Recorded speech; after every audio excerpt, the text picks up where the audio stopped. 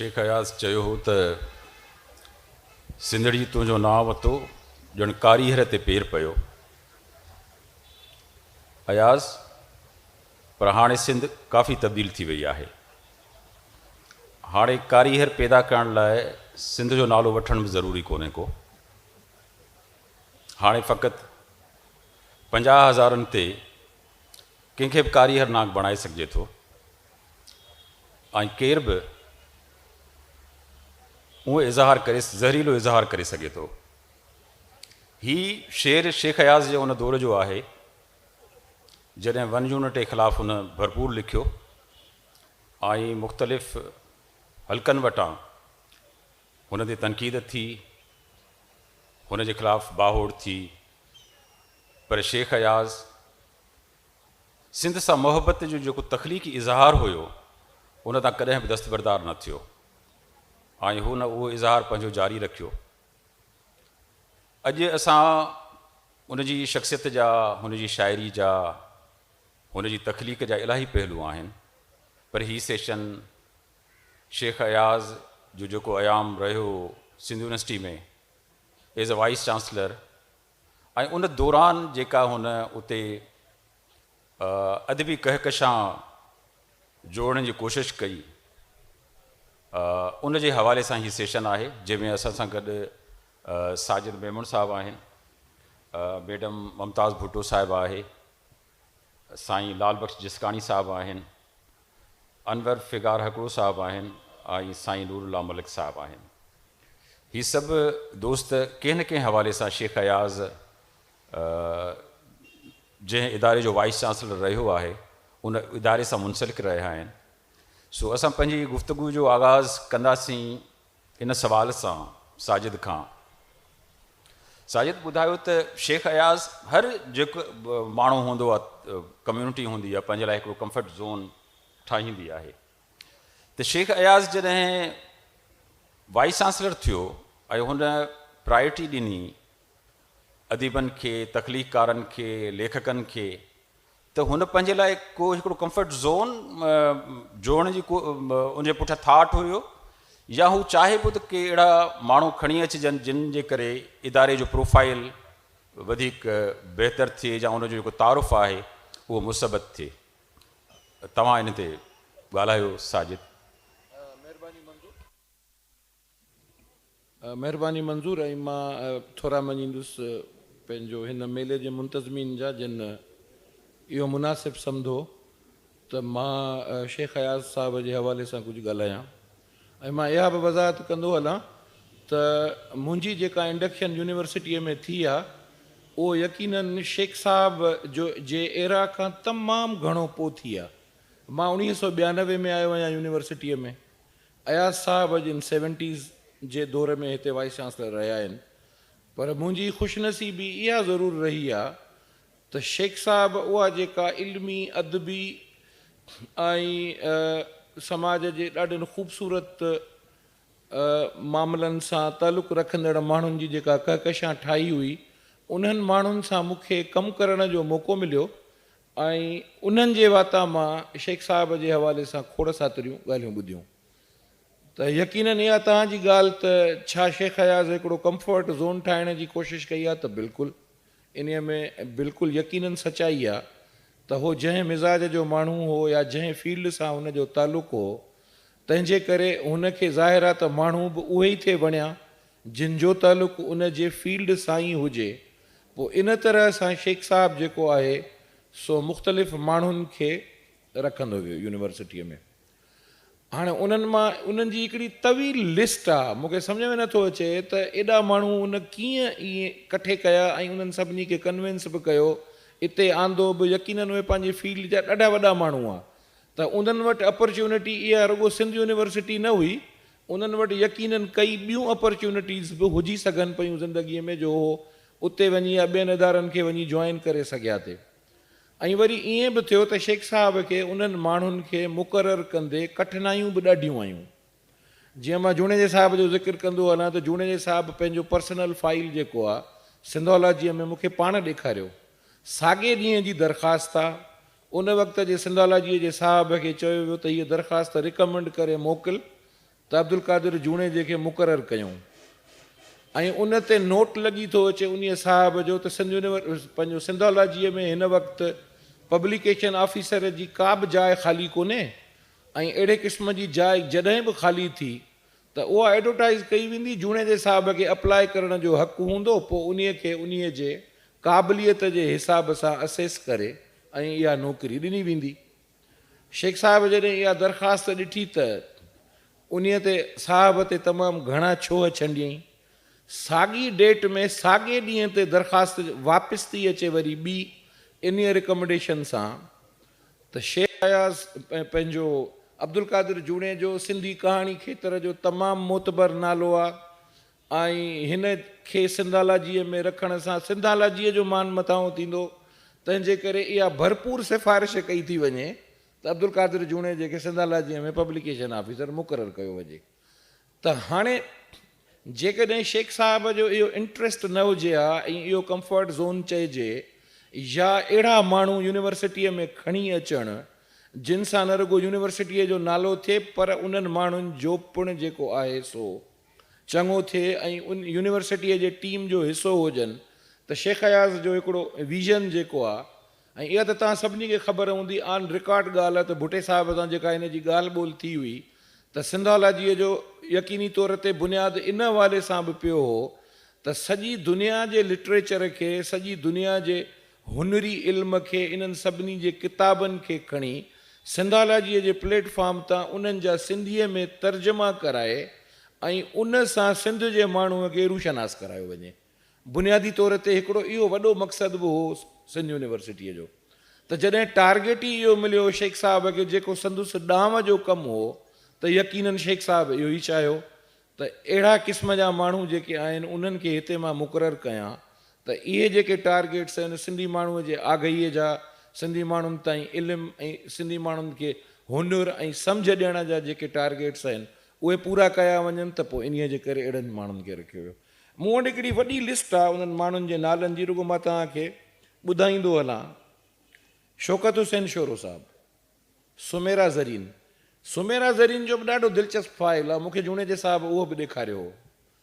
सुमेरा ज़रीन सिंधोलॉजीअ खे जॾहिं अप्लाई थी करे त सुमेरा ज़रीन जी जस्टिफिकेशन जेका शेख साहिब जिन लिखनि था उहो लिखनि था त सिंध जे अदब जे हवाले सां शाह सचल सामी तमामु वॾा नाला आहिनि ऐं उन्हनि जे ज़िक्र खां सवाइ सिंध जो शऊर कुझु बि न आहे, सिंध जो इल्मु अदब कुझु बि न आहे। इन्हनि टिनी मां जेकॾहिं को सिंध यूनिवर्सिटीअ खे अप्लाई करे ऐं पंहिंजी दिलचस्पी सिंध यूनिवर्सिटीअ में कमु करण सां ॾेखारे त उहा यकीननि उन माण्हूअ जी न पर सिंध यूनिवर्सिटीअ जी ख़ुशनसीबी हूंदी। पोइ वरी ॻाल्हि खे खणी थो अचे त सुमेरा ज़रीन जो बि एतिरो ई वॾो अदबी कद काठ आहे, पहिरीं सिंधी नॉवलिस्ट आहे, हुन जूं ही अदबी ख़िदमतूं आहिनि।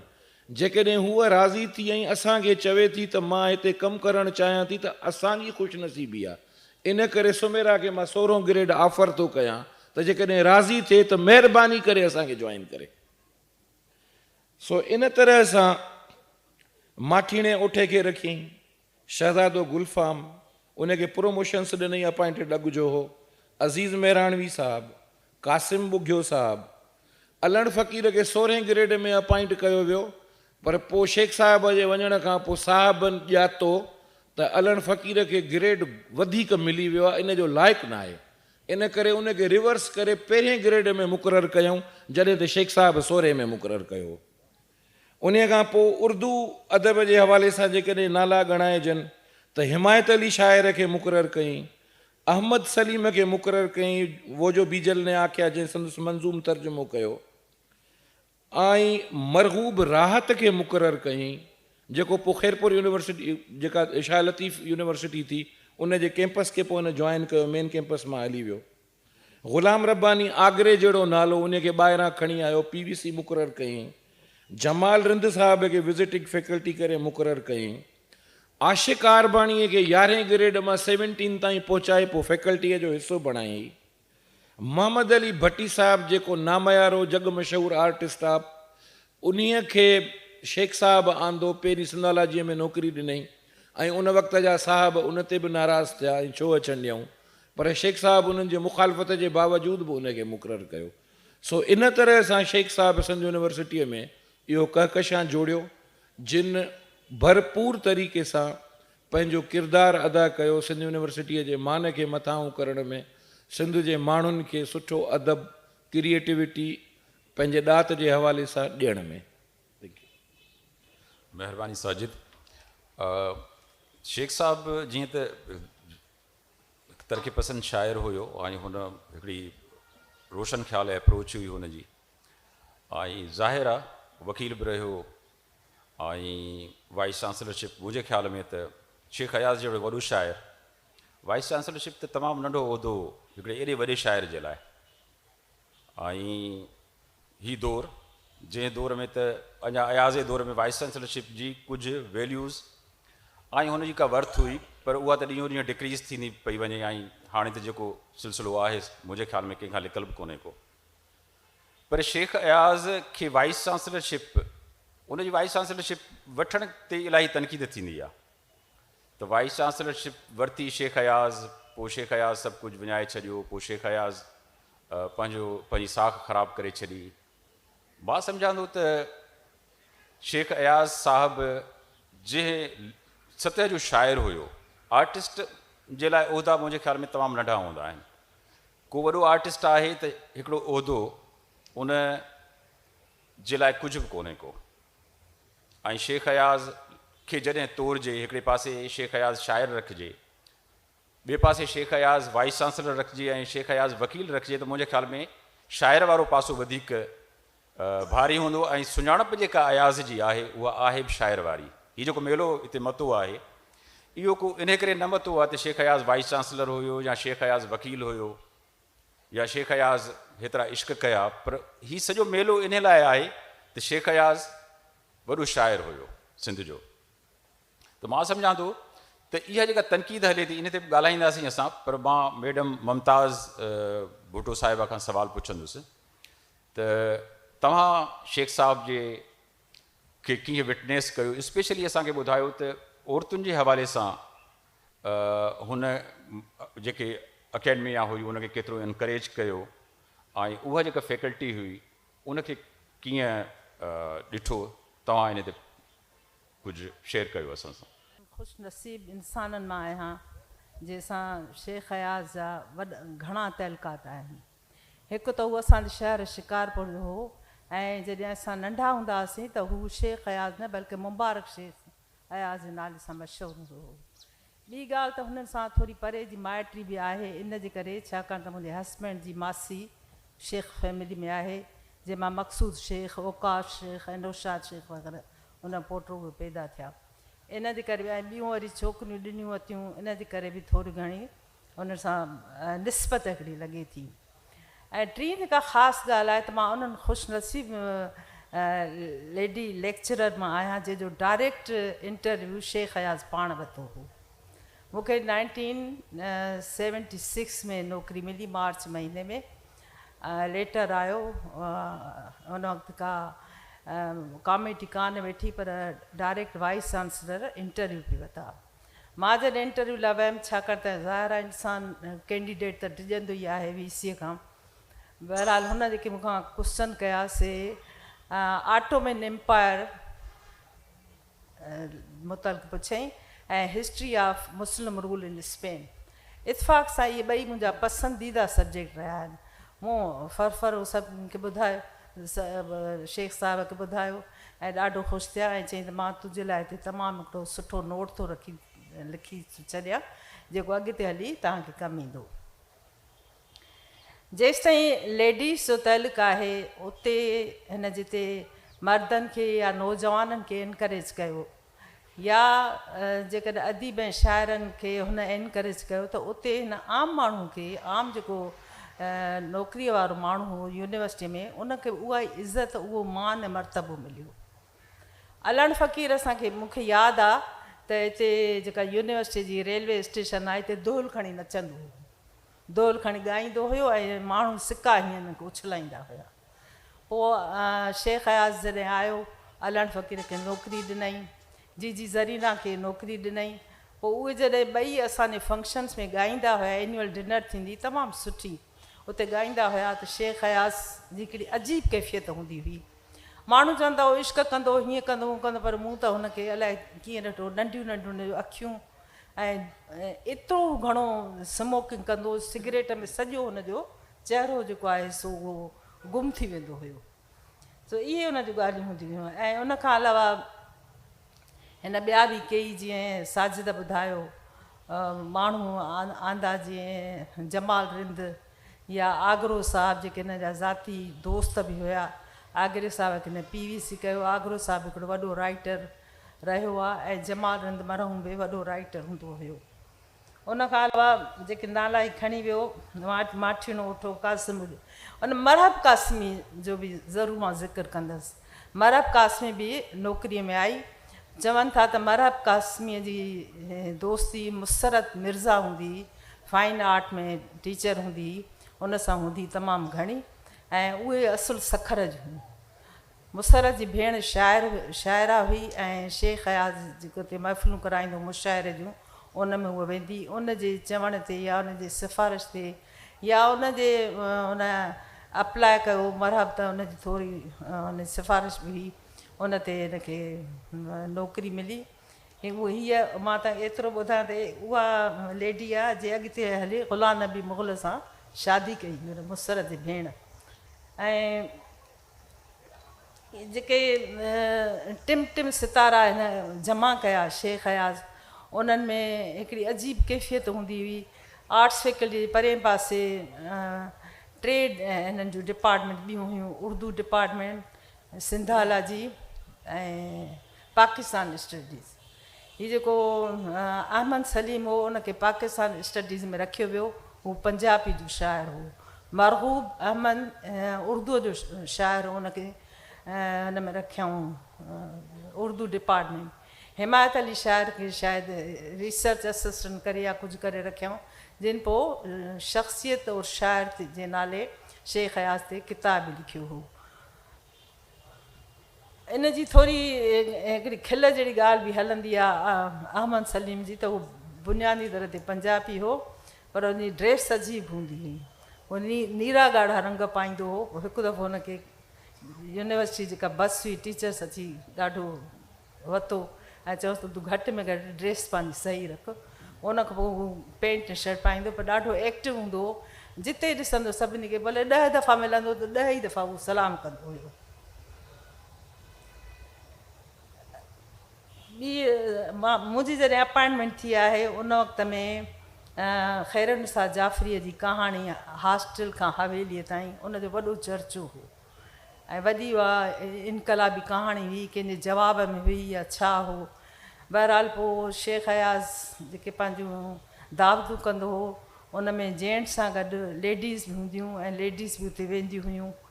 अदबी महफ़िल थींदी हुई जंहिंमें ख़ैरुनिसा जाफ़री हूंदी, लैला बाना हूंदी, अदी महताब महबूब हूंदी हुई, सुरैया सोज़ ॾीपलाई उन सुरैया सोज़ हूंदी हुई, ॾीपलाई जेका हूंदी, सुरैया मख़तूम बि हूंदी हुई ऐं नसरीन जूणे जो उहा बि हूंदी हुई ऐं कुझु ॿियूं बि लेडीज़ मूंखे मरहब कासिमी इहे हूंदियूं हुयूं। ऐं शेख हयाज उनखे उनजी शाइरी पढ़ंदो हो या जेकी अदब ते लिखंदियूं उहे ॾिसंदो हो। जंहिंमें हाणे ॿुधायूं त मरहब कासिमीअ जो मुहाग बि हुनजी शाइरीअ जो उन लिखियो। मरहब कासिमी अञा ते लिखे थी ऐं फेसबुक ते कुझु न कुझु हुनजी का न का शइ ईंदी आहे। अहिड़े नमूने सम्झो त लेडीज़ खे हिकिड़ो वॾी अहमियत मिली, इम्पॉर्टेंस मिली। ऐं ॿी ॻाल्हि त पोइ एतिरो अची हिकिड़ो कल्चर डेवलप थियो हुते यूनिवर्सिटीअ में, जो मूंखे यादि आहे त मारी हॉस्टल में असांजे वीचारियूं स्टूडेंट्स उन्हनि बि लिखणु शुरू कयो। शाइरी तमामु घणी कंदियूं हुयूं, पर हुननि खे शाइरी ईंदी कान हुई। कुझु त पैदा थियूं शाइरा, पर मेजॉरिटी खे न ईंदी हुई। पोइ हुननि आज़ादु नज़म लिखणु शुरू कया। पोइ मां उन ते ॾाढो खिलंदी हुअमि त मूं चयो लिखनि थियूं, ॿोड़ो खयों, चांहि खई, चांहि ते मख पई, मख किरी पई, हाणे मां छा कयां? हुजे छा भला कहिड़ो कल्चर असां वटि थी वियो। बहरहाल कुझु वरी जीअं रुख़साना प्रीत वारियूं इहे सभु सुठियूं सुठियूं शाइरा बि पैदा थियूं ऐं असांजी पंहिंजो गुलबदन जावेद या सिंधी अदबी बोर्ड में आहे ऐं ॿियूं बि कुझु छोकिरियूं असांजूं सुठियूं अदीबाऊं शाइराणी पैदा थियूं। मक़सदु त कल्चर हिकिड़ो अहिड़ो अजीब हुयो, बहितरीनु अजब हुयो, इहो माहौल हुयो ऐं प्रोटेक्शन सभिनी खे हूंदो हो। शेख अयाज़ जे वक़्त में टाइम जी पाबंदी हुई असांजे मथां। उन वक़्त में इतफ़ाक़ टाइम कयूं सुबुह जो 9 खां 5 बजे ताईं ऐं सैटरडे मोकल कई हुयूं, जंहिं ते असां थोरो घणो गोड़ बि कयोसीं, पर हो चए पियो त बसि इहो जेको गवर्नमेंट फ़ैसिलो कयो आहे उहो ई थींदो।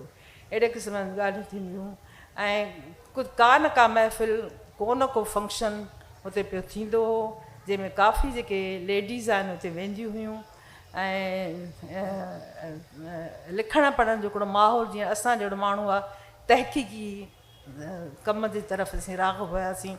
छाकाणि त मुंहिंजी जीअं अपॉइंटमेंट थी, मुंहिंजे मथां पाबंदी विधी वई। उन वक़्त में डायरेक्टर असांजी मैडम हमीदा खोड़ो त मां तोखे जॉइन तॾहिं करणु ॾींदमि जॾहिं तूं PhD में रजिस्टर थींदीअ। पाण PhD में रजिस्टर थियमि, पोइ उहा 15 सालनि खां पोइ थी आहे, कीअं बहरहाल मुंहिंजी रजिस्ट्रेशन हली पई।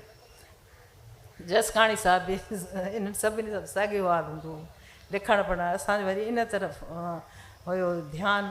ऐं हमेशह जेके लाइब्रेरीज़ हूंदियूं, सिंधाला जी लाइब्रेरी आहे, सेंट्रल लाइब्रेरी आहे, उहा असांजे घर आबाद हूंदी हुई। अज़रा कंदर हूंदी, उहा बि PhD कंदी हुई।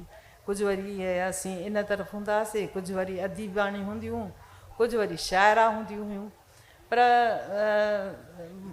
उन वक़्त में मां सम्झां थी लेडीज़ वीचारियुनि खे मौक़ो घटि मिलंदो हो, छाकाणि कुझु पाबंदी बि हुई लिखण पढ़ण ते। जीअं हाणे मां हिकिड़ी मुंहिंजे ज़हन ते ॻाल्हि आई त डॉक्टर ग़ुलाम अली अलाना नूरुल हुदा शाह खे हिकु दफ़ो दावत ॾेई घुरायो सिंधाला जे में। उन वक़्त में हुननि जी इनक़लाबी कहाणियूं मशहूरु थियूं, सॼी सिंध में गोड़ थी वियो। उते हुन हिकिड़ो जुमिलो चयो त आज के दौर में कहतल रिजाल है। इन ते हिमायत अली शाइर बि हैरान थी वियो त हिन कहिड़ो लफ़्ज़ इस्तेमालु कयो आहे। हीअ उमिरि जी नंढी छोकिरी आहे, पर कहतल रिजाल जहिड़ा लफ़्ज़ इस्तेमालु कया अथई, त माना त हिन खे एॾी का चोट लॻी हुई है, एॾी का ज़हनी चोट या दिमाग़ी चोट लॻी हुई है। तमामु घणी हिनखे इज़त हुते मिली। सुमेरा ज़रीन तमामु सुठी हिकिड़ी नाज़ुक नफ़ीस शानाइती लेडी हूंदी हुई। उहा उनजो बि कमु लिखणु पढ़णु हूंदो, 16 ग्रेड में हूंदी हुई। ऐं जॾहिं मुंहिंजी अपॉइंटमेंट थी आहे, मूंखां अॻु में हूअ हुते मौजूदु हुई। सिंधाला जी डिपार्टमेंट, सिंधाले जी ऑफिस हेठि ई हूंदी हुई। पर वरी इतफ़ाक़ अहिड़ो थियो जो उनजी बि डॉक्टर अलाना जी बि उन सां कान पई, अलाह ॿिन्ही खे जन्नत में जायूं बख़्शे। उहा तमामु सेंसिटिव माई हूंदी हुई। पोइ ख़बर न आहे वीचारी खे छा थियो, अचानक ख़बर आई त सुमेरा ज़रीन गुज़ारे वई। बहरहाल उनजो ॾाढो असांखे ॾुख हूंदो त कुझु महीननि खां पोइ, मंथ्स खां पोइ ई उहा असां वटि हली वई। बहरहाल असां क़दुरु बि कयो आहे पंहिंजनि हुननि जो। ऐं हींअर मां सम्झां थी कुझु क़दुरु वधियो आहे अदीबनि शाइरनि जो। उन वक़्त में थोरो कहत हुयो। न मैडम, वरी तव्हां खां जेके शेख साहिब जूं आहिनि यादूं यूनिवर्सिटी हवाले सां वठंदासीं उहे। ऐं मैडम हिकिड़ी इहा ॻाल्हि वॾी शेयर कई त रुखसाना शेख अयाज़ जे दौर जी शाइर आहे। हुन दौर गुलबदन ऐं रुखसाना प्रीत असां सम्झोसीं त नई जनरेशन आहे, पर ठीकु आहे। साईं जिसकानी साहिबु हिस्ट्री जे हवाले सां पाकिस्तान स्टडी जे डायरेक्टर बि रहिया आहिनि ऐं हिस्ट्री जे हवाले सां तमामु घणो कमु कयो अथनि। ऐं जीअं त शेख अयाज़ बि उनजी शाइरी में तव्हांखे हिस्ट्री जो वॾो रिफ्लेक्शन मिलंदो। जीअं मैडम ॿुधायो त हुननि जो जॾहिं इंटरव्यू हुयो तॾहिं हुन सवाल जेके हुन खां कया मैडम खां, उहे बि हिस्ट्री जे हवाले सां ई कया। त हिकु त जिसकानी साहिबु शेख साहिब जी जेको ज़ाहिर आहे बुनियादी तौर ते त उहो शाइर हुयो, पर अकेडमिक जेका अप्रोच हुनजी हुई, माना उनखे तव्हां कीअं विटनेस कयो, तव्हां असां सां शेयर कयो प्लीज़। महिरबानी मंजूर साहब। बेटा ही यूं लाजवाल सिट आहे जे का ककोरिया कापड़ी तन लहे न लाली। ऐं शेख अयाज़ उन लाली उन सुबुह जी सुर्खी जो तसलसल हो। उन तसलसल सां शेख अयाज़ जेको आहे सिंधी यूनिवर्सिटी में दाख़िल थियो। मूंखे यादि आहे त इहा गुलाबनि ऐं मोतियुनि जी हुबकारियल मौसम सुबुह हुई। हैदराबाद जिमखाना में भुट्टो साहब पहुतो। सियासतदान बि गॾु हुअसि, सहाफ़ी बि गॾु हुअसि ऐं सिंध पाप जी क़यादत सां गॾु आयो। ऐं उन खां पोइ स्टेज ते जॾहिं आयो तॾहिं चयईं त मां तव्हांजे लाइ ख़ुशख़बरी खणी आहियां। मां सिंध यूनिवर्सिटी में शेख अयाज़ खे वाइस चांसलर मुक़ररु कयां थो। इन समूरे वॾे मजमे में शहीद भुट्टे जा नारा लॻा, जीए भुट्टो जा नारा लॻा ऐं उन सां गॾु शेख अयाज़ सिंध जो आवाज़ सॼो आवाज़ गूंजिया ऐं माण्हुनि जे चेहरनि ते मुस्कुराहटूं आयूं। ऐं सिंध यूनिवर्सिटी जे उस्तादनि, शागिर्दनि, ऑफिसरनि ऐं सभिनी मुलाज़िमनि में ख़ुशी जी लहर छाइंजी वई त महसूसु कयूं त हीउ वॾो शाइर, सिंधी ॿोली जो वॾो महान कवि, वाइस चांसलर अचे थो पियो। ऐं हिन ऐलान खां पोइ यूनिवर्सिटी बंदि हुई, वेकेशन हुई। वेकेशन खां पोइ सेप्टेंबर अक्टूबर जो महीनो हो ऐं शेख साहब जॉइन कई यूनिवर्सिटी में। जॉइन कई। जॉइन करण खां पोइ 2 ॾींहंनि खां पोइ ट्रेडिशन आहे यूनिवर्सिटी जी त जॾहिं को वाइस चांसलर न ईंदो आहे त उहो उस्तादनि खे एड्रेस कंदो आहे। ऐं चयूं त शेख साहब एड्रेस कंदो। इहो शेख साहब जे अचण खां 2 ॾींहंनि खां पोइ थो थिए। ज़फ़र हसन मूंखे चयो, सैयद ज़फ़र हसन प्रोफेसर एजाज़ कुरैशी खे चयईं त पाण गॾिजी सभु हलूं सभिनी उस्तादनि वटि, उन्हनि खे चऊं त हीउ शेख साहब अचे थो सुभाणे सुबुह जो, असां सभु जेको आहे उनजो हिकिड़ो शानाइतो ऐं मानाइतो इस्तक़बाल कयूं। मां एजाज़ कुरैशी ऐं प्रोफेसर ज़फ़र हसन गॾिजी असां वियासीं उस्तादनि खे ॿुधायोसीं त इहो हिकिड़ो वॾो तासुर पैदा थियो त जेके तरक़ी पसंदि रोशन ख़्याल उस्ताद हुआ उन्हनि तमामु घणी आजियां जी महसूसु कई वई इहा ॻाल्हि। बहरहाल ॿिए ॾींहं ते शेख साहब आयो। शेख साहब ताड़ियुनि जी गूंज में आयो। शेख अयाज़ सिंध जो आवाज़ जेको नारो आहे इन में जोए साहब ऐं रब्बानी साहब जो वॾो हथु आहे।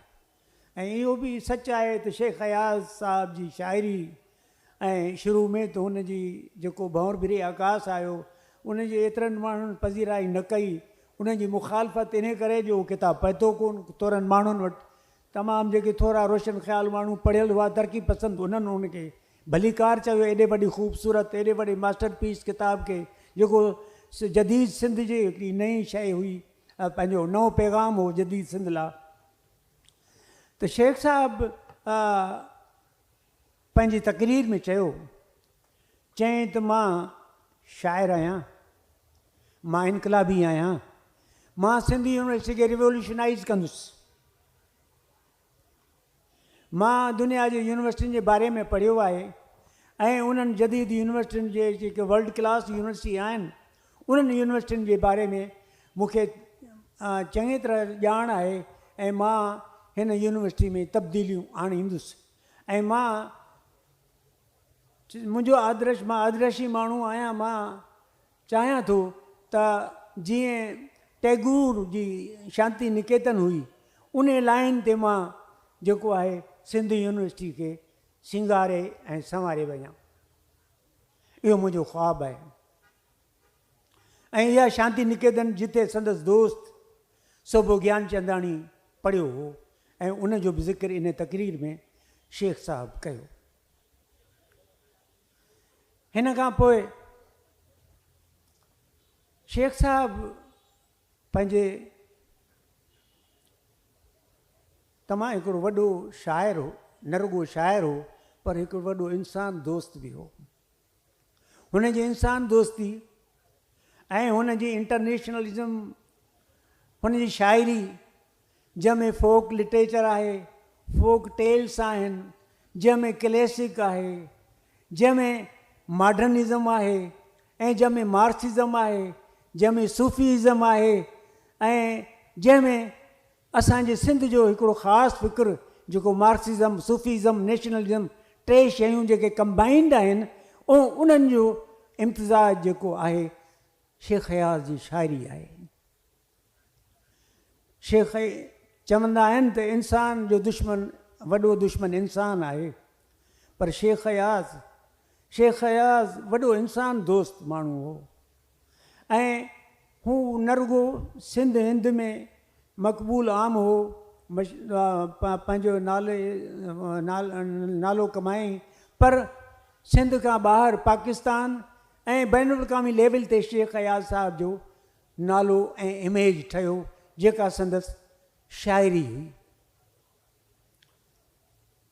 हिन खां पोइ असां वटि 76 में रब्बानी साहब अचे थो यूनिवर्सिटी में। रब्बानी साहब शेख हयाज़ जो पुराणो दोस्त ऐं ॿई वॾा अदीब, ॿई हू त वॾो शाइर हो, रब्बानी प्रोज़ जो बादशाह हो ऐं वॾो मुक़रर हो ऐं रब्बानी आलिम बि हो। जॾहिं ही ॿई प्रो वाइस चांसलर, ऐं इहो यादि रहे त सिंध यूनिवर्सिटी में पहिरियों दफ़ो वाइस चांसलर रब्बानी साहब थी आयो। इन खां अॻु में वाइस चांसलर, पहिरियों वाइस चांसलर जी पोस्ट कोन हुई, या रब्बानी साहब आयो। इहो शायदि फेबरवरी 76 जी ॻाल्हि आहे।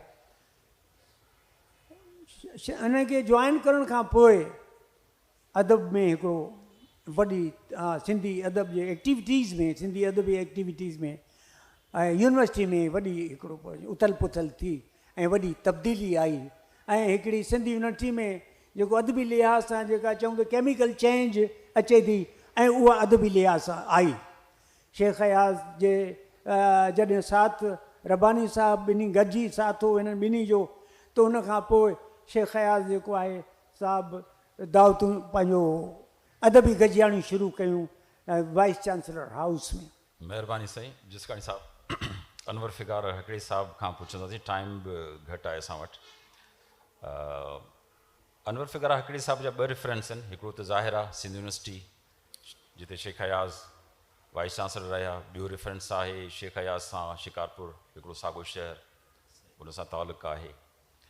ऐं साईं जिसकाणी साहब जीअं ॻाल्हि कई त अयाज़ इंसान दोस्त हुयो, वाक़ई तॾहिं त हू लिखी वियो आहे, इश्क तुंहिंजो अयाज़ आहे इंसान सां, हू चवनि था त तूं नाहीं ईमान में। सो फिगार साहब खां पुछंदासीं हुनजी अयाज़ साहब जूं वधीक सिंध यूनिवर्सिटी सां लाॻापियल यादूं ऐं हुनजी इंसान दोस्ती जेका आहे हुनजे बारे में तव्हां। वॾी महिरबानी साईं मंज़ूर मीरानी साहब। मां शुक्रगुज़ार आहियां मुंतज़मीन जो मूंखे हिन में मदऊ कयो वियो। हाणे हिकिड़ो अहम मौज़ू ऐं शेख हयाज़ साहब सिंध यूनिवर्सिटी अहिड़ा लाज़िम मलज़ूम मौज़ू हिन जो उन्हनि ते जेसि ताईं हक़ीक़तूं साम्हूं नथियूं अचनि तेसि ताईं को नतीजो कढी न सघिबो। मां हिननि सभिनी पंहिंजे साथियुनि खां उमिरि में नंढो ऐं अयाज़ साहब सां मूंखे वेझो रहण जो मौक़ो नसीबु थियो। हाणे ॾिठो वञे त अयाज़ साहब जी मुक़ररी 12 जनवरी 1976 ईस्वीअ ते थी। हाणे जीअं हुन जी मुक़ररी थी, इन खां अॻु में भुटे साहब ऐं हफ़ीज़ पीरज़ादे साहब खेसि फ़ोन करे चयो त असां तोखे सिंध यूनिवर्सिटीअ जो वाइस चांसलर मुक़ररु कयूं था। ऐं पाण शेख साहिबु चयो त मां कॾहिं बि कंहिं इदारे जो सरबराह या वाइस चांसलर न रहियो आहियां, त भुट्टे साहिबु वराइणो हुउसि त मां अॻ में कॾहिं भला कंहिं मुल्क जो वज़ीर आज़म रहियो आहियां छा। ऐं मूं शेख साहिब खां इहे लफ़्ज़ पाण ॿुधा पे। मूं शेख साहिब खे चयो तव्हां महिरबानी करे मूंखे इन्हनि ॻाल्हियुनि खां चए मूं लिखियो आहे, मां चयो न साईं मां ॿुधण बि थो घुरां। ऐं शेख साहिबु मूंखे उहे लफ़्ज़ ॿुधाया। 12 जनवरीअ ते जीअं ऑर्डर थियो त सिंध यूनिवर्सिटीअ जो वाइस चांसलर शेख मुबारक अली अयाज़ खे मुक़ररु कयो वियो ऐं कराची यूनिवर्सिटीअ जो डॉक्टर एहसान रशीद खे वाइस चांसलर मुक़ररु कयो वियो। हाणे जीअं ऑर्डर थियो तीअं शेख साहिब जन सिधो जामशोरे में सिंधी अदबी बोर्ड जे इन नई बिल्डिंग में अची लथा ऐं ग़ुलाम रब्बानी आगरे सां मौलाना गिरामी साहिब जन सां हुननि कचहरी कई ऐं हिकु प्रेस पधराई बि उते लिखी वरिती, जेका ॿिए ॾींहुं जॾहिं पाण 13 जनवरीअ ते अची जॉइन कयूं त अख़बार में उहा प्रेस पधराई बि जारी थी। ऐं सूमरु हो जॾहिं पाण 12 जनवरीअ ते इहा अनाउंसमेंट प्यार अली अलाना सुबुह जे नशरियात में वज़ीर तालीम जे हैसियत सां कई हुई। ऐं 13 जनवरी अंगारे ते शेख साहिब चार्ज वरिती। चार्ज वठण सां शेख अयाज़ साहिब शाह अब्दुल लतीफ़ भिटाईअ जे मज़ार ते हाज़ुरी ॾियणु वियो।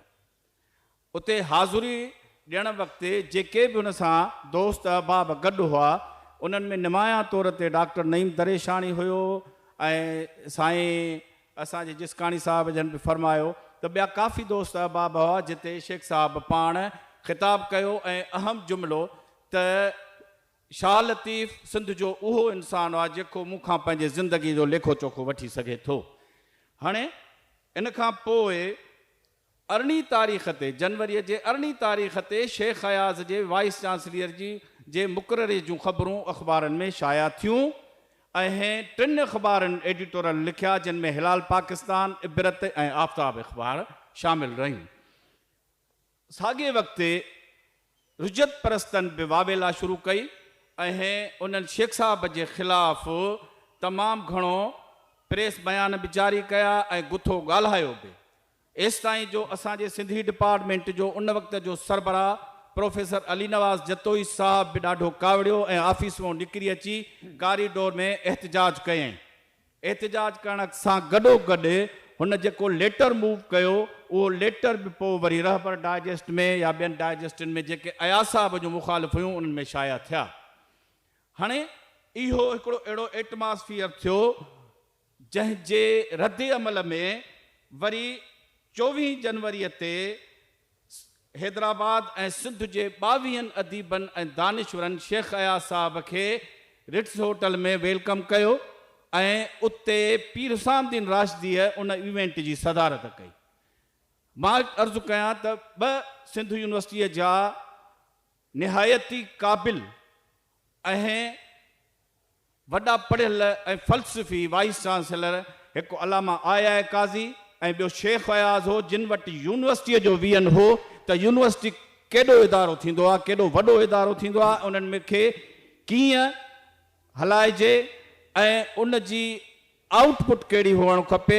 उन जो बुनियादी में नुक़्तो जेको मां सिर्फ़ु 2-3 लफ़्ज़नि में अव्हां जे आॾो रखां थो त शेख अयाज़ वटि जेको वियन हो इहो उहो हो त सिंध यूनिवर्सिटी उहो इल्मु तख़लीक़ करे ऐं तहक़ीक़ करे पंहिंजे उलूमनि जा नतीजा हासिल करे जीअं समाज में ईंदड़ उथल पुथल सां फेस करे सघिजे ऐं समाज सां सिंध यूनिवर्सिटी बाक़ाइदगीअ सां तब्दीलियुनि सां मोड़े ऐं मस्बत रवैया ऐं रस्ता अख़्तियार करे शागिर्द ऐं उस्ताद पंहिंजो किरदारु अदा करे सघनि। शेख अयाज़ वटि इहो वियन हो। हाणे उन खां पोइ अयाज़ साहिब साॻे ई फेबरवरीअ जे महीने में सिंध यूनिवर्सिटीअ में राइटर्स क्लब जो बुनियादु रखियो ऐं उन राइटर्स क्लब जे पारां शेख साहिब वरी इल्मी ऐं अदबी लेवल ते सिंध यूनिवर्सिटीअ खे छाकाणि त अदीबनि वेलकम बि कयो ऐं उन खां अॻु में हिकिड़ो वॾो पस मंज़र शेख अयाज़ खे रूह रिहाण जे प्रोग्रामनि वारो ऐं शाइरीअ वारो या रिट्स होटल में वरी शेख अयाज़ खे गिरफ़्तार करे वापसि मोकिलण वारो सखर वारो बि वाक़ियो यादि हो जंहिंजो पाण जेका प्रेस पधराई कई उन में ज़िक्र बि कयईं त मां उन ई होटल में अॼु आहियां जंहिंमें मूंखां गिरफ़्तार बि कयो वियो ऐं अॼु मूंखे हुते वेलकम शाइरनि ऐं अदीबनि वेलकम मौलाना ग़ुलाम मोहम्मद गिरामी अलामा ग़ुलाम मुस्तफ़ा कासमी ऐं वॾा वॾा दानिश्वर पीर उसामुद्दीन राशिदी नियाज़ हुमायूनी मतिलबु त उन वक़्त जा जेके बि सरकरदा अदीब हुआ उहे शेख अयाज़ साहब खे वेलकम करण जे लाइ अची हाज़ुर थिया ऐं सिंध यूनिवर्सिटीअ में बि जॾहिं पाण जॉइन कयो ऐं त ॿिए ॾींहुं अची उनखे वेलकम ॾिनऊं। बहरहाल इहे प्रोग्राम थिया सिंधी अदब में शेख अयाज़ जी जी इहा हिस्ट्री आहे। मां सम्झां थो त इहा ही ख़ुदि सेशन बि हिकिड़ी डॉक्यूमेंटेशन थिए पई पर जेकॾहिं इहा वरी बाज़ाब्ता तौर ते डॉक्यूमेंटेशन थिए इन जी कंहिं किताबी सूरत में त ॾाढी इम्पॉर्टेंट आहे। अनवर साहब जेका शेयर कनि पिया नूरुल्ला मलिक साहब बि वेठा आहिनि शेख साहब जे दौर में सिंध यूनिवर्सिटी में सर्व कयो अथनि ऐं उनजे वेझो बि रहिया आहिनि। सो उन्हनि खां कुझु ॿुधणु चाहींदासीं। शेख साहब जूं यादूं कुझु शेयर कयो तव्हां।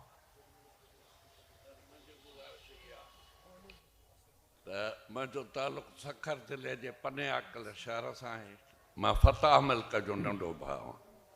उहो वकील हो शेख साहब वकालत कंदो। 75 में मां वकालत भाउ सां गॾु शुरू कई पर नंढे हूंदे सां जेके हिननि जूं अदबी कचहरियूं थींदियूं शहर शहरी जंहिंमें शेख अयाज़ डॉक्टर तनवीर अब्बासी फताह मलिक हसन हमीदी कादिर सिद्दीकी रशीद भट्टी ऐं ॿिया माण्हू थींदा। हैदराबाद मां बि शाइर अदीब जॾहिं हुते ईंदा वेंदा। मां इन खां अॻु में हिकिड़ी ॿी शइ अर्ज़ु कयां जेको कुझु मुंहिंजा अहसासात त शेख अयाज़ महज़ शाइर न हुयो। जॾहिं किताबु पढ़ंदो हो त उहो उनखे स्कैन कंदो हो। हुनखे बुनियादी तौर ते हे सोशोलॉजिस्ट बि हुयो ऐं पॉलिटिकल साइंटिस्ट बि हुयो। 47 खां 55 ताईं पाकिस्तान ठहण सां जेको सिंध सां जेको कुझु थियो उहो शेख साहब उन जो ऐनी शाहिद हुयो। जेका 55-56 में वञी ठहियो उन जेका थॾे ते मुखालफ़त थी उन में बि शाइर ऐं अदीब पेश पे हुआ। जेके सियासतदान हाजी एम सैद हो हैदर चंदो इहे अब्दुल मजीद सिंधी हो काज़ी फैज़ बंदो उहो जेलनि में हुआ। उन दौर खां वठी करे सिंध जे शाइरनि अदीबनि फ़नकारनि मुसविरनि शेख साहब जी सरगर्दगी में सिंध जे हक़नि लाइ पंहिंजी जदोजहद बि शुरू कई। शाइरीअ जे पंहिंजे फ़न अफ़साननि कहाणियुनि जे वसीले बि अमली तरह बि वेंदे वञूं टुटण ताईं सॼी पॉलिटिकल लीडरशिप जेका सिंध दोस्त हुई उहा जेलनि में बंदि हुई। तॾहिं शेख साहब सॼी सिंध जा दौरा कंदो हो ऐं जेका पहिरीं सिंधी शाम सिंध नथ में मल्हाई वई जंहिंजो साईं हवालो ॾिनो ॿधी रवानो कयोसि वरी ॿीहर उहा थी इंटरनेशनल हॉस्टल में त उन में ख़िताब में शागिर्दनि खे शेख साहब हिकिड़ो लफ़्ज़ जो हो एड्रेस कंदे त सिंध जे तसलसल जा पासबानो पंहिंजी तकरीर जी शुरूआति इन सां। ॿी शइ मां हिते ॻाल्हाईंदुमि जॾहिं कामिड़ हैदर जा ताईं फौत थी वियो त शेख अयाज़ पंहिंजे ताज़ियती पैगाम में लिखियो त तारीख़ जो वॾो हर वॾो माण्हू पंहिंजे दौर खां अॻु में पैदा थींदो आहे। शेख साहब जी सरकर्दगीअ में जेके बि शाइर अदीब ऐं ख़ासि तरह सां पॉलिटिकल वर्कर क्लास कोन हुयो। शागिर्दनि खे ड्यूल रोल प्ले करणो पियो बहसियत शागिर्द जे बहसियत पॉलिटिकल वर्कर जे।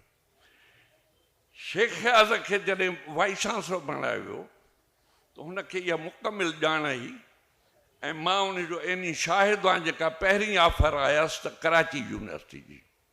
शेख साहब जवाबु ॾिनो।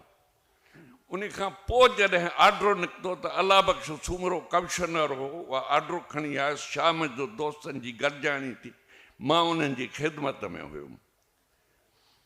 शेख साहब खे इहा ख़बर हुई हिते शाइरनि अदीबनि खे सभिनि खे ऐं फ़नकारनि खे गॾण जी त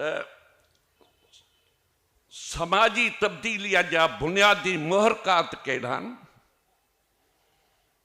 ऐं तारीख़ जो शऊर जेको आहे सो नौजवाननि ताईं कीअं पुॼंदो उन जो अहम वसीलो जेको आहे सो न सिर्फ़ सिंध में पर सॼी दुनिया में जेको कुझु आहे उहे शाइर अदीब फ़नकार मुसवर ऐं इहे ई रहिया आहिनि ऐं इहा एसि ताईं जी वाइस चांसलर ताईं जी जेका सक्सेसफुलनेस हुई सिंध जे माण्हुनि जी हिकिड़े यानी देही ऐं ज़रई मुआशिरे में तॾहिं मिडिल क्लास नापेद हुयो सिंध में चंद घराना हुआ जेके क़ाबिज़ आहे इहा उन जी सरकर्दीअ में उहे शाइरनि अदीबनि अफ़साननि निगारनि मुसावरनि ऐं ॿियनि फ़नकारनि उन जिन शाइरनि जा शेर ॻाया इहे उन्हनि जूं काविशूं ऐं उन्हनि जो तख़यल ऐं उन्हनि जो मक़सदु हुयो त सिंध यूनिवर्सिटी में इन्हनि खे भर्ती करे निसाबी इल्म खां हटी बाक़ी जेके शयूं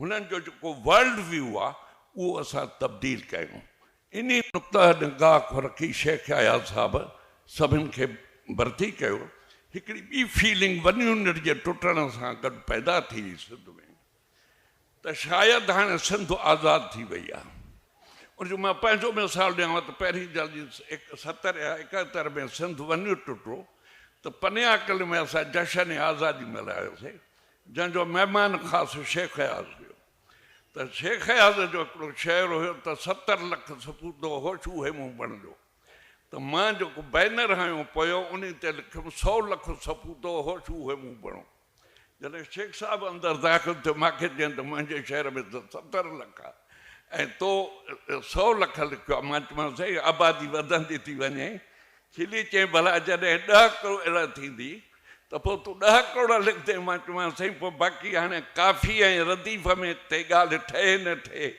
उहे जेके शाइरी ॼण था उहो कंदा पर लिखिणो पवंदो त मुंहिंजो थोरे मुख़्तसरनि मां करे इहो अर्ज़ु थो कयां त इहा जेका हिते रिक्रूटमेंट थी उहो उन जो महज़ सबबु इहो हुयो त समाजी मुआशी तब्दीलियुनि जा बुनियादी मुहरकात जेके आहिनि इहे ई बयानु कंदा ऐं नंबर 2 तारीख़ जो शऊर इहे पैदा कंदा नंबर 3 जेका आहे स तारीख़ जो तसलसुल जंहिं नौजवान खे चयो उन खे बाख़बर इहे ई कंदा महिरबानी मुंहिंजे ख़्याल मलिक साहब तमामु उन ते ॻाल्हायो तफ़सील सां ऐं हिकिड़ी शइ मुख़्तसिर जवाबु सभिनी दोस्तनि ॻाल्हायो शेख साहब जो जेको विज़न हुयो स्पेशली सिंध यूनिवर्सिटी जे हवाले सां हाणे सुवाल इहो आहे हिकिड़ो ई सुवाल आहे जिते सभु दोस्त मुख़्तसिर पंहिंजी राय ॾियनि त शेख साहब उन में कामयाबु केतिरा विया जेको विज़न हुननि जो हुयो या अदीबनि खे या तख़लीक़कारनि खे शाइरनि खे लेखकनि खे वठी अचण जे हवाले सां जेको हुन वटि थाट हुयो उहो मटीरियलाइज़ केतिरो थियो ऐं जीअं हुन सोचियो ईअं थियो बि या न थियो मां कयां पोइ हीअं वञूं तव्हां वटि अचूं था साजिद साहिब खां इन शइ ॻाल्हि जो जेसि ताईं तालुक आहे त मटेरियलाइज़ केतिरो थियो हर को पंहिंजे हिसे जी विख खणंदो आहे पंहिंजे हिसे जो पथर चोरींदो आहे रूमी चयो रस्तो हूंदो न आहे विख खणंदो रस्तो ठहंदो वेंदो तव्हां हलंदा वेंदो शेख साहिबु पंहिंजे हिसे जो कमु कयो पोइ उन हिसे खे उन खां पोइ जा ईंदड़ जेके आहिनि उहे उन सां केतिरो निभाए सघिया ऐं उन खे उन तसलसुल खे केतिरो खणी वञी सघिया त उहो सॼो एरा ई चेंज थी वियो जमहूरी निज़ाम ख़तमु थी विया मार्शल मथां अची वई त पोइ उन में यकीननि मोर्चा बि मटिजी विया शयूं ॿिए तरह सां थियण लॻियूं पर उन शऊर जो ही हिसो आहे जो अॼु सतो अयाज़ मेलो आहे तव्हां हिते सभु गॾु वेठा आहियो ऐं खुली तरह सां इन्हनि मामलनि मसइलनि ते ॻाल्हाए सघो था सही मैडम तव्हां प्लीज़ हक़ीक़त में छा आहे त शेख अयाज़ साहिब वीचारे महिनत ॾाढी कई हू हिकिड़ो वॾो ॼाणू हो हर फील्ड में पर ज़ियाल हक़ जे मार्शल खां पोइ इहा जेका भुट्टे साहिब जी शहादत थी या ही हिन कंटिन्यूअसली उहा वाइस चांसलरशिप रखी छाकाणि हिन जे मथां 2-3 ॿार हुया होॾां गवर्नमेंट जो फ़ौज जो पोइ हिन जा मुखालिफ़ ॾाढा पैदा थिया एॾा मुखालिफ़ हिन जा पैदा थिया जंहिंमें कुझु प्रोफेसर उन वक़्त में सस्पेंड बि थिया या उनखे नौकिरियुनि मां कढियो वियो ख़ुदि उनजा जेके दोस्त हूंदा हुआ मरहूं रब्बानी साहब हो, जमाल हिंद, सभु हिन जा ख़बर न आहे छो मुखालिफ़ थी विया। या त हुननि खे तमामु घणी इज़त ॾिनी तंहिंजे करे, पर जेके शागिर्द हुया न उन्हनि बि कोन घटायो। और उहो ज़मीन ते धरतीअ ते शेख हयात जा नाला लिखी ऐं घटि वधि लिखंदा हुया। पोइ मुंहिंजो उन वक़्तु असांजी उमिरि हुई, पोइ मां जो ईंदी हुअमि त ईअं ज़मीन खे ॾिसी चवां त हे छा आहे, पोइ मां ईअं जंप कंदी हुअसि। तव्हां मां त शेख हयात जे नाले ते असां पेर ॾियूं ईअं जंप करे वेंदी हुअसि। त इन ॻाल्हि मूंखे ॾाढो ॾुखु आहे। ऐं पोइ वरी उहा कवर ॻाल्हि थी वई। ऐं न सिर्फ़ु उन्हनि माण्हुनि पर ॿाहिरियनि माण्हुनि सियासतदाननि, नाला मां नथी वठां, त केॾा केॾा हुन ते इल्ज़ाम हयूं, पर हू त चोॾीअ जे चंड वांगुरु बि चमकियो। ॾिसो न, जॾहिं बि हू पुछाड़ीअ जे हुन उमिरि में आयो आहे, साॻे माण्हुनि जी मेड़ हुनजे दर ते वञे थी, सभु कुझु थिए थो, हुनजी वफ़ात थिए थी, ऐं उन खां पोइ अॼु ताईं ही अहिड़ा मेड़ा था मचनि। ऐं हुन ते मथां केॾा किताब लिखिया था वञनि। हाणे मुहाग जी ॻाल्हि हली त उन्हनि खे किताबी सूरत मिली आहे। त इहे उन इंसान जी हिकिड़ी नेक नियती आहे, छाकाणि त हू आलिम हो। साईं जिसकानी साहब आलिम हो। असांखे टाइम ॿुधायो वियो आहे सफ़ा मुख़्तसिर, तव्हां ॿुधायो साईं हाणे जेको वीएन साहब हुयो शेख साहब जो यूनिवर्सिटी जे हवाले सां, शेख साहब बट तव्हां वरी वरजायो हिन पंहिंजे उहो सुवाल। मटीरियलाइज़ थी सघियो जीअं हुन सोचियो हुयो। हा हा, मां उहा ई ॻाल्हि कयां। साईं हिन लाइ अर्ज़ु आहे त शेख साहिबु बेशक हिकिड़ो ब्रिलियंट विजनरी पोएट हो ऐं हुन में विजन हुई, ऐं हू वेस्टर्न लिटरेचर पढ़ियो हो तमामु घणो, ऐं हू ही वॉज अनपैरेलल्ड, असां चई सघूं था अनपैरेलल्ड हो। पर एडमिनिस्ट्रेशन जेको आहे उहो मुख़्तलिफ़ शइ आहे। एडमिनिस्ट्रेशन लाइ साजिद साहब वेठो आहे, ऐं एडमिनिस्ट्रेशन लाइ हिकिड़ो अलॻि हिकिड़ी फैकल्टी माण्हू खे खपे, ऐं टीम वर्क हुजे, टीम वर्क बि सिंसियर डेडिकेटेड हुजे। सही सर, तव्हांजी राय अची वई अनवर साहब। शेख हयाज़ पंहिंजे मंशा मुताबिक़ एटमॉस्फेयर अहिड़ो क्रिएट कयो जंहिंमां ईअं पे महसूसु थियो त सिंध जो आईंदो उजरो आहे। जॾहिं दौरु मटियो तॾहिं उन्हनि माण्हुनि ई उन माहौल जा तख़्ता कढणु शुरू कया जिन अलण फ़क़ीर खे 16 ग्रेड मां 5 ग्रेड में रिवर्ट करायो। साईं नूरुल्लाह साहब, तव्हांजी राय अहम हूंदी तमामु। साईं मुंहिंजो थोरो अर्ज़ु आहे त क़रीबन साल खनि थियो हिकु सिंध जो वॾो हारी वर्कर मोहम्मद इस्माइल खोसो फोत थी वियो, जेको सवाइ चंदर बोस सां बि रहियो। मां उनखे चयुमि त लतीफ़ खे मां तॾहिं पढ़ियो जॾहिं मां निसाबी किताबनि, पोइ थोरो जॾहिं सम्झ आई त लतीफ़ खे पढ़ियो, मूंखे लतीफ़ हाणे सम्झ में नथो अचे। त हुन मूंखे चयो लतीफ़ खे सम्झण लाइ मखदूम बिलावल खां शाह इनायत शहीद ताईं, शाह इनायत शहीद खां लतीफ़ ताईं, लतीफ़ खां अयाज़ ताईं तोखे वरी सिंध जी 600 साल तारीख़ पढ़णी पवंदी। उन्हनि सां उन्हनि दौरनि में छा थियो, उहे जो सभु ज़िंदा आहिनि। ऐं शेख साहब जो ज़मानो हो जॾहिं मार्शल लॉ गवर्नमेंट आई, जेको हिकिड़ो अहम वाक़ियो हुयो जेको मां ॿुधाइण पए घुरियो, मूंखे डॉक्टर मजीद चांडीअ सख़्ती सां माना कंहिं दौरत बि ॿुधाईंदो। शेख साहब वॾो बाहिमत माण्हू हो। शागिर्दनि हुननि ईअं सम्झो त वञु टुटी वियो, सिंधो देश ठही वियो, हाणे सिंध असांखे मिली वई आहे, हाणे असांजी हुकुमरानी आहे। इहा ग़लतफ़हमी आम सिंध जे माण्हू में हुई।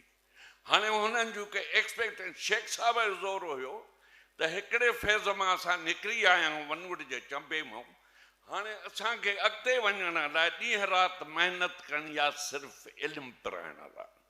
नारेबाज़ी न खपे, हीरो वर्शिप न खपे, पढ़ो। ठीकु।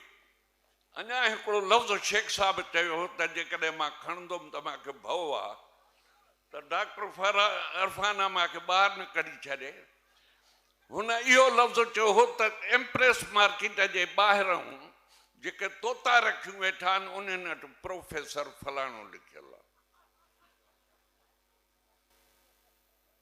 सम्झो? इहे सबब कुझु साईं बयानु कया।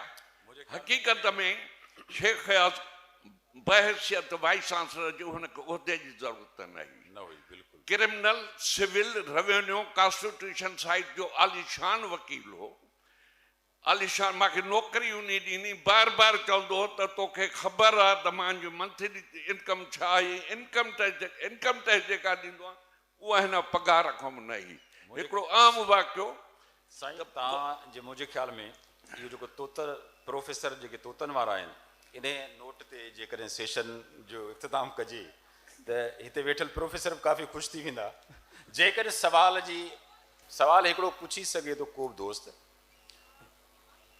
हा ॾाढे ख़ूबसूरत तरीक़े सां अयास जो जेको दौरु हुयो मां बिल्कुलु कोन कावड़ बसि पहिरें त तोतनि ते प्रोफेसर लिखियलु हूंदो हाणे त उहो दौरु आहे खोतनि जे साम्हूं लिखियलु आहे मां बिल्कुलु कोन कावड़ बसि भली मां प्रोफेसर ई हुजां पर असां वटि जेके बि आहिनि रवैया उन्हनि खे असांखे उजागर करणु घुरिजे मूंखे रुगो हिकिड़ो ॾुखु आहे त मैडम मुमताज़ भुट्टो चयो त असां ख़ुशनसीब हुआसीं जो अयाज़ असांखे अपॉइंट कयो मूंखे ॾुखु इहो आहे त असां बदनसीब आहियूं असांजे दौर में अयाज़ ई कोन हो यूनिवर्सिटीअ में त आयासीं पर असांखे इहे तोता प्रोफेसर पले पिया महिरबानी ऐं ॿियो जेको हिकिड़ो क्वेश्चन हो जेको मैडम मुमताज़ भुट्टो खां हो त अयास शाइर हो अदीब हो सभु कुझु हो पर अयास कमाल जो हुस्न परस्त हुयो ऐं जेके हुन पंहिंजे इर्द गिर्द भली अदबी तौर ते कद काठ रखंदड़ औरतूं गॾु कयूं पर जेके गॾु कयईं उन में हुनजी जेका जमालियाती हुस्न हो उन ते बि ॻाल्हाइणु घुरिजे असांजे जो जेको गुरु हिकिड़ो, हूंदो पंहिंजो हसीन अदी औरत हूंदो शेख अयाज़ असां कॾहिं ॾिठो बि कोन न ई असां हुन कोन लिहाज़ अदी इरफाना हिकिड़ी शइ मां हिते आख़िर में ॿुधाइणु चाहींदुसि शेख साहिबु विटी बि ॾाढो हूंदो हो ज़बरदस्त क़िस्म जो सिंध यूनिवर्सिटीअ में पहिरियों दफ़ा पुलिस का कई गोलियूं बारूद हलिया सभु कुझु थिया त उन ते उस्तादनि आर्ट्स फैकल्टीअ में हिकिड़ो एहतजाज कयो ऐं चयूं त रैली वठी शेख साहिब वटि था वञूं सो मैडम ख़ैरुन्निसा जाफ़रीअ जे सरबराहीअ में असांजूं जेके उन वक़्त जूं यूनिवर्सिटीअ जूं क़ौमी सुहिणियूं ख़वातीन हुयूं उहे सभु उन सां गॾु शामिलियूं ऐं शेख साहिब वटि पहुतियूं त उन में हिकिड़ी ख़ातून प्रोफेसर जी नालो खणणु मुनासिबु न आहे उहा वीचारी शकिल जी क़बूल सूरत हुई वोकल उहा हुई ॻाल्हाए इहा पई ख़ैर मामिलो जॾहिं हेॾे होॾे थियो सभु ॿाहिरि वञण लॻा त शेख साहिब पंहिंजे टिपिकल स्टाइल में सॾु कयो ख़ैरू हेॾे त अचिजां ख़ैरुनिसा आई चई हा मुआ चयो चई हे गुल पन त सुठा आंदा आई पर इन लाश ते रखी तव्हां मुंहिंजे ख़्याल में ईंदड़ अयाज़ मेले में अयाज़ जी जेका हुस्न परस्ती उन ते अलॻि सेशन हुजणु घुरिजे उहो हुजणु घुरिजे तव्हां देरि केॾी करे छॾी आहे इहो सेशन रखण में